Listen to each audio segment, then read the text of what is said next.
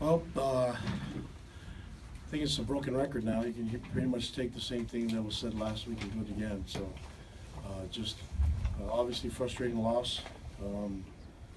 Got some things that we have to look at and then review and evaluate. So, looking forward to getting to work and trying to fix this as soon as possible. But congratulations to Boise State. We made enough plays to win. Still had some errors, and it's my job as head coach to fix all those. So, any questions? Kalani, what was the thinking of putting Joe Critchlow there in at the end with the redshirt issue? Yeah, I think that the point of the redshirt is we're just trying to find some momentum and trying to get some positive yards. Obviously, you see Tanner's limping around a little bit, and just wanted to see what Joe could do. And so at that point, we just want to try to get a spark going. And so that's pretty much all it is. Overall, how do you feel Tanner did in his first start in a month? Because it looked like he started out pretty well. Yeah, I don't know what it was in the first quarter, but it seemed like he was connecting on all his throws, and things are going really well, you know. And then as the game went along, we were making bad reads, and obviously the interceptions didn't help, you know. And I believe the first one was on, I think we were midfield, and I just had to watch the film. I don't know if he was being predictable with his eyes or what the issues were, but I thought we had some good, some open guys downfield, and he threw it to the wrong guy. And they picked it, and the second one, I believe, was kind of the same thing, just bad reads. And so, not really going to sugarcoat it, just not good enough. Your offense has only been able to put up, I think, 40 points in the last 5 games. Mm-hmm. Do you lose confidence in it? Is it a player thing? What do you look at this point? At everything. That's easiest way to answer that question, yeah. Obviously we felt like we were doing some positive things, and then right now it's the consistency, and whatever the reason is, we got to fix it. And this is not good. So yeah, you mentioned the points, and you know, we really don't have a chance to play if we're that productive on offense. Doesn't really help. It doesn't help us out. So It seems like a team right now that runs into adversity and doesn't know how to respond. Last week with Bo going down, struggled after that point. Got that penalty. You guys were up and had the ball and the penalty and the bad punt. And you know, once Boise State started rolling, didn't seem to respond. Is that something that can be taught? Is that something that's kind of inherent with the team? How do you deal with adversity? yeah, it's you can respond from adversity, and you can get back on the right track. And the goal is try to turn this thing, you know, and so that's what we're going to try to do, and it requires hard work and some really good, wise decisions. And so that's what we have to do, and that's from the coaches and the players, and we really focus on getting to work. I'm anxious to get to work on it right now and trying to get this fixed. And so this is not what we thought it would be, definitely this season, and definitely tonight, you know. So yeah, we'll work on everything. That's the easiest way to answer that question. What was the mood of the locker room tonight compared to the other games earlier this season? Similar. No one's going to quit. I think you look at effort-wise, the defense was just getting pretty much the ball run on them in the second half a little bit more than before, and I think Boise was just trying to run some clock. And I think there was one drive that it was just a third down nightmare, you know. So, but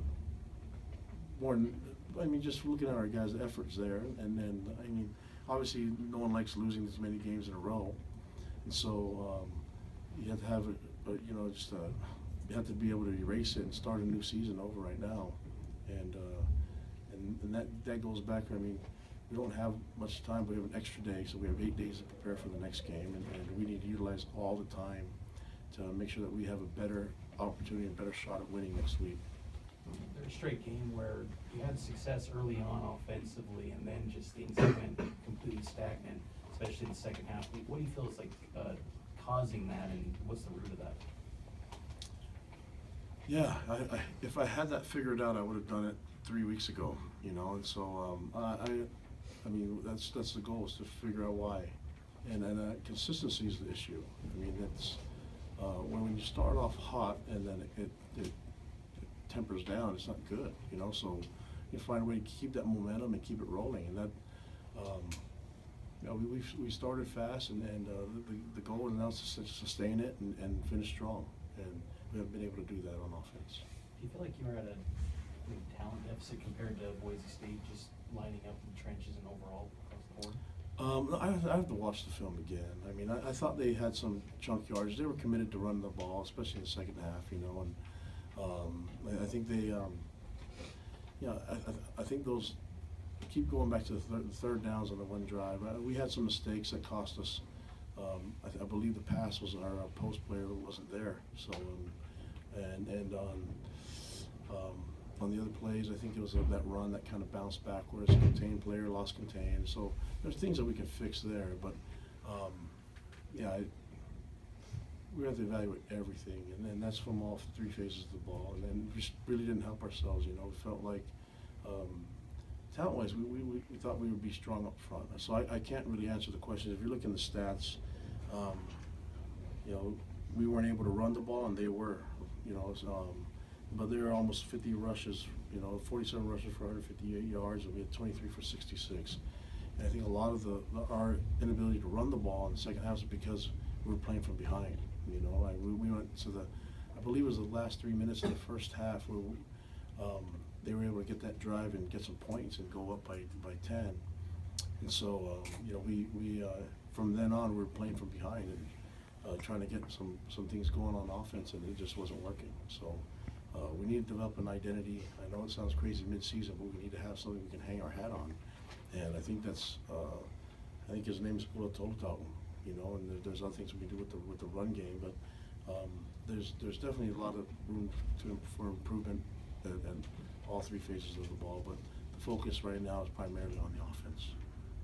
Kalani, can you talk about your linebackers coming in? I suppose it was a strength, but with all the injuries, you've had to shuffle guys around. People coming from different places. Yeah, well, I mean, that's I think that's football. You have to respond to some of the injuries, and you know, tonight we're without Butch and without Matt Hadley, and so you know, Fred has been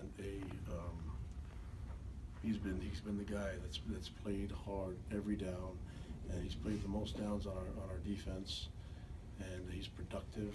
I believe he had 10 tackles tonight. And, when there's not, I mean, I think we had 60 plays on offense. They had 67, and for him to have that much production is really good. And he's playing really hard, and he's a bright spot on the defense and that linebacking crew. And yeah, injury's part of football, you know. Next guy's got to step up. I thought Grant came in and did some good things. You know, we had to go into our depth a little bit more, but that's the game of football, and I'll never use that as an excuse. Does he play ripping more than maybe you were expecting going in? No, I thought they were going to play him a little bit more. I don't know what the reason was. I think it was health was the main thing early in the season, and but I thought they did what I thought they were going to do. You know, I don't know exactly his numbers, but I thought he took care of the football pretty well, other than that pick. I don't know, did he throw that pick to Grant early? But I mean, I think that was a really good play from Grant. But he was really careful with the ball from that point on, and we weren't. So. Last couple questions. Kalani, Matt Bushman kind of got off to a roll in the beginning of the game. What did they do to take him away in the second half? Yeah, they started focusing on him a little bit more. I think it's not. It's really not that hard to know that he causes a lot of mismatches, you know. So it's where the other guys need to step up, and we need to spread the ball out a little bit more, you know. And Matt's a big target, and we knew going into the season that he would be a mismatch and would work in our favor. And so when people are taking that away, the others need to be options, and we need to spread the ball out. And you can't keep forcing the ball to him, especially when they're playing against him. Last question. You mentioned Ula. He was sharing the carries with Squally. Riley came in. Austin got a couple of carries. And Trey was in for a lot of the passing plays. Does that shuffling make it hard for them to get into a rhythm? Or, I mean, there's just a lot of in and out there. So. Well, the overall offense production is why there's no rhythm. And that's, I mean, we can't, obviously you like to run the ball more with Ula. And but you need to have more production. You have to have better than what we did on third downs. You know, being 5 for 14 on third downs and 1 for 4 on fourth downs doesn't really help you, and so, and the turnovers don't help, and so in order for us to be able to generate momentum and get something clicking, we need to possess the ball, get first downs, and then we can utilize those guys, and yeah, we'll have to look at everything and see what we can really hang our hat on, and who are going to be our guys that we got to go into the next game with, and it's just, the focus is going to be on trying to improve right now, and I just want to go to work and get it fixed.